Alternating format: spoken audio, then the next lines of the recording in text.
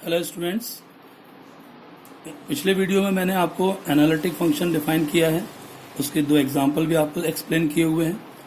आज मैं उसके और दो एग्जांपल आपको यहाँ एक्सप्लेन कर रहा हूँ। जो उसकी वर्किंग मेथड है उसको हमने वैसे आपको लास्ट वीडियो में एक्सप्लेन किया है। एक बार मैं फिर अगले दो एग्जाम्पल्स ले रहा हूँ। क्वेश्चन यहाँ मेंशन है, test the analyticity of the function w equals to sine z and hence derive that d by dz of sin z equals to cos z। अब सपोज इस फंक्शन को आपको यदि सॉल्व करना है, एनालिटिक प्रूफ करना है, तो सबसे पहले हमने w equals to sine z में w रिप्लेस किया u प्लस आई वी से और z रिप्लेस किया x प्लस आई वाई से। यहाँ हमने एक फॉर्मूला यूज़ किया, आप सभी जानते हैं, sine a plus b sine a cos b plus cos a sine b. अब ये जो स्टेप आपको मिला है sine a cos b plus cos a sine b, आगे इसको कैसे हमने मूव किया है। एक फॉर्मूला होता है cos of i y is equals to cos h y and sine i y is equals to i sine h y. तो हम कॉज आई वाई को रिप्लेस कर रहे हैं कॉज हाइपरबोलिक वाई से और साइन आई वाई को replace कर रहे हैं i sine hyperbolic of y. थोड़ा सा हम एक एग्जांपल कि हम यदि कुछ इसको वेरीफाई करना चाहते हैं तो हमने कॉज ऑफ हाइपरबोलिक थीटा जो ई पावर थीटा प्लस ई पावर माइनस थीटा अपॉन 2 होता है, और cos non hyperbolic theta means सिर्फ कॉस थीटा यदि है तो वो होता है e power i theta plus E power minus i theta upon 2। तो आप इसको वेरीफाई कर सकते हैं कि कैसे इक्वल आ रहा है। साइन हाइपरबोलिक थीटा होता है e power theta minus of e power minus theta upon 2 और साइन थीटा होता है e power i theta minus e power minus i theta upon 2 i. तो हम इस रिलेशन के थ्रू ये डिफाइन कर सकते हैं कि ये इक्वल कैसे आ रहा है। चलिए आगे बढ़ते हैं। अब जो वैल्यूज हमने यहाँ पे रिप्लेस की हैं उससे हमारा ये नेक्स्ट स्टेप आ रहा है। इस स्टेप में हमें ये देखना है कि रियल पार्ट u की वैल्यू है sine x cos h y और इमेजिनरी पार्ट v की वैल्यू है cos x sine hyperbolic y. आगे की प्रोसेस क्या है, कॉशी रीमान इक्वेशंस चेक करते हैं। हम कैसे चेक करते हैं, u को partially with respect to x differentiate करेंगे। चूंकि साइन एक्स है, डिफरेंशिएट होकर कॉज एक्स आ गया, cos h y as it is होगा। विथ रिस्पेक्ट टू y जब हम डिफरेंशिएट करेंगे तो partial differentiation with respect to y जब कॉज हाइपरबोलिक y का होगा, तो स्टूडेंट्स ये ध्यान रखिए कि हाइपरबोलिक फंक्शन यदि है तो कॉज एच वाई का डेरिवेटिव साइन एच वाई आ जाएगा, साइन एच वाई का डेरिवेटिव कॉज एच वाई होगा, इसलिए कॉज एच वाई का आउटपुट आ जाएगा साइन एच वाई। ध्यान रखिएगा यहाँ पे नेगेटिव साइन नहीं आएगा, ये हाइपरबोलिक फंक्शन है। आगे बढ़ते हैं। v का जो del v upon del x के लिए आगे कैलकुलेशन होगा, चूंकि ये नॉन हाइपरबोलिक फंक्शन है कॉज एक्स, और कॉज एक्स का डेरिवेटिव होगा minus sine x, sine h y as it is है। विथ रिस्पेक्ट टू वाई यहाँ चूंकि साइन हाइपरबोलिक वाई है, डिफरेंशिएट होगा, ये हो जाएगा कॉस एच वाई। क्लियर है। तो आगे बढ़ते हैं। ये चेक करना है कि del u upon del x का जो आउटपुट है वो del v upon del y की इक्वल आ रहा है। Del u upon del y का आउटपुट इक्वल आ जाएगा, माइनस साइन जब यहाँ मल्टीप्लाई करेंगे। इस तरीके से हमें ये प्रूफ मिला कि del u upon del x equal to del v upon del y and del u upon del y is equals to minus of del v upon del x. तो इस तरीके से ये प्रूफ हो गया कि ये फंक्शन एनालिटिक है। अब एक फर्स्ट सॉल्यूशन कंप्लीट हो चुका है, सेकंड पार्ट है डेरिवेटिव निकालना। पिछले वीडियो में भी हमने आपको ये प्रूफ एक फॉर्मूला बताया हुआ है। फॉर्मूला क्या था, f dash z is equals to del u upon del x plus i del v upon del x. चूंकि ये डेरिवेटिव्स हमने ऑलरेडी सॉल्व किए हैं, सीधे इनकी वैल्यूज हम यहाँ पे पुट कर रहे हैं। वैल्यू पुट करने के बाद इसका हमें रिजल्टेंट लाना है। साइन जेड का डेरिवेटिव कॉस जेड होता है, इसलिए कॉस आई वाई को हमने वापस रिप्लेस किया, कॉस एच वाई को हमने वापस रिप्लेस किया कॉस आई वाई से, और आई साइन एच वाई को हमने रिप्लेस किया साइन आई वाई से, जो हम प्रीवियस शीट में ये आपको ऑलरेडी हिंट कर चुके हैं। इस तरीके से ये cos a cos b minus sine a sine b के फॉर्म में आ चुका है। इसका फॉर्म होता है cos of a plus b. ध्यान रखिए, cos a cos b minus sine a sine b cos of a plus b में कन्वर्ट होगा, और जब ये एक्स प्लस आई वाई हो गया तो आंसर आ गया कॉस जेड। इस तरीके से फंक्शन की एनालिटिसिटी और उसका फंक्शन का डेरिवेटिव दोनों हमने इस क्वेश्चन में प्रूफ किया है।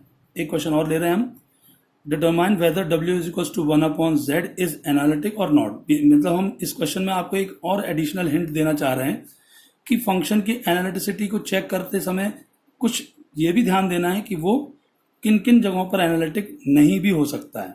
एक एग्जांपल लिया है w इक्वल्स टू 1/z, जहां variable z x plus i y से और w को u प्लस आई वी से रिप्लेस किया है। अब यहाँ हम रियल और इमेजिनरी अभी सेपरेट नहीं कर पाएंगे, इसलिए हमने इसको रैशनलाइज किया है। कैसे? यहाँ x प्लस आई वाई है तो हम x माइनस आई वाई न्यूमिनेटर और डिनोमिनेटर में मल्टीप्लाई कर रहे हैं। नेक्स्ट स्टेप हो गया x माइनस आई वाई और यहाँ a plus b into a minus b, a square minus b square से ये हमारा स्टेप आया है। आप ये चाहें तो हिंट में लिख सकते हैं a plus b into a minus b is equals to a square minus b square, ये हमने यहाँ पे यूज किया है। आई स्क्वायर माइनस 1 होने के कारण ये resultant x square plus y square आ जाएगा। अब हम रियल और इमेजिनरी सेपरेट कर पा रहे हैं। यू की वैल्यू हो गई x upon x square plus y square और वी इक्वल्स टू आगे minus y upon x square plus y square. Next आगे आपको सबको पता है पार्शियली यू और v differentiate with respect to x y होंगे। ध्यान रखिएगा एक्स वेरिएबल न्यूमिनेटर डिनोमिनेटर दोनों में शो हो रहा है, तो differentiation of u upon v के फॉर्मूले को हमने फॉलो किया है। एक बार पहले इस फॉर्मूले को देख लीजिए, v differentiation of u minus u differentiation of v upon v square means v यहाँ x square plus y square है, differentiation of x with respect to x 1 हो जाएगा माइनस x डिनोमिनेटर डिफरेंशिएट जब विथ रिस्पेक्ट टू x होगा तो ये x square का derivative 2x आ गया। कंप्लीट जब ये सॉल्व हुआ तो ये सिंप्लीफाई करते हुए हमने यहाँ आंसर लिखा है y square minus x square upon x square plus y square whole square. ये हमने del u upon del x find out किया है, del u upon del y. अब फंक्शन चूंकि हमने देखा हुआ है, यहाँ एक बार दिखा दें आपको, फंक्शन यू है x upon x square plus y square. ध्यान रखिएगा जब ये partially with respect to y differentiate होगा तो v x square plus y square है, but differentiation of x with respect to y क्या आंसर देगा? 0 देगा। Minus of u means numerator x और डिनोमिनेटर को डिफरेंशिएट करोगे विथ रिस्पेक्ट टू y तो y स्क्वायर का डेरिवेटिव आ रहा है 2y अपॉन डिनोमिनेटर स्क्वायर। ये फन टर्म्स 0 हो जाएगा और रिजल्टेंट होगा minus 2xy upon x square plus y square whole square. Next है v को partially with respect to x और y डिफरेंशिएट करना है। एक बार याद दिला दें, इस v को हमने जब सेपरेट किया था तो इसका आउटपुट था v is equals to minus y upon x square plus y square. तो जब डिफरेंशिएट आप कर रहे हैं तो ये ध्यान रखेंगे कि यहाँ न्यूमिनेटर फंक्शन y है और partially with respect to x जब ये डिफरेंशिएट होगा तो ये तो ठीक है, पर partially with respect to x y का derivative with respect to x 0 आएगा, इसलिए ये हमारा टर्म 0 है और माइनस ऑफ ये आपका डिफरेंशिएशन डिनोमिनेटर का विथ रिस्पेक्ट टू x हुआ है। फाइनली ये रिजल्टेंट आ रहा है 2xy upon x square plus y square whole square. Next partially with respect to y जब उस v फंक्शन को हम डिफरेंशिएट कर रहे हैं तो ये डिफरेंशिएट होके हमें ये फाइनल सोल्यूशन इस तरीके से सिंप्लीफाई करते हुए हमने इसको फाइनल कैलकुलेट किया है। Del v upon del y का आंसर है y square minus x square upon x square plus y square whole square. अब हमें ये चेक करना था कि हमारे दोनों आउटपुट सेम आ गए हैं कि नहीं। तो एक बार हमें आपको याद दिला दें फिर से उस शीट में कि del u upon del x is equals to था y square minus x square upon x square plus y square whole square और del v upon del y का आंसर भी आया है y square minus x square upon x square plus y square whole square means ये equal आ रहा है। Del u upon del y का रिजल्टेंट आया minus of 2xy upon x square plus y square और minus del v upon del x, यानी इस answer में और इसमें माइनस का बस फर्क है, यानी माइनस मल्टीप्लाई करेंगे तो ये भी इक्वल आ जाएगा। बट ये कॉशी-रीमान इक्वेशन अभी सेटिस्फाई दिख रही है कि हाँ इक्वल है, मतलब ये फंक्शन एनालिटिक है।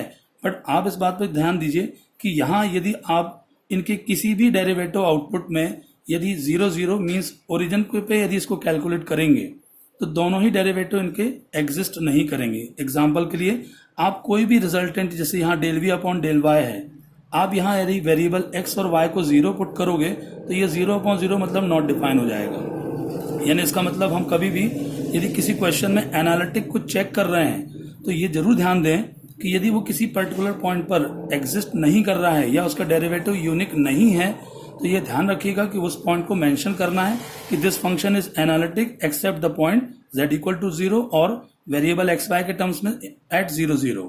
तो ये हमने इसमें मेंशन किया हुआ है the function is analytic except the point z equal to 0 since the function the derivative does not exist at the point 0 0।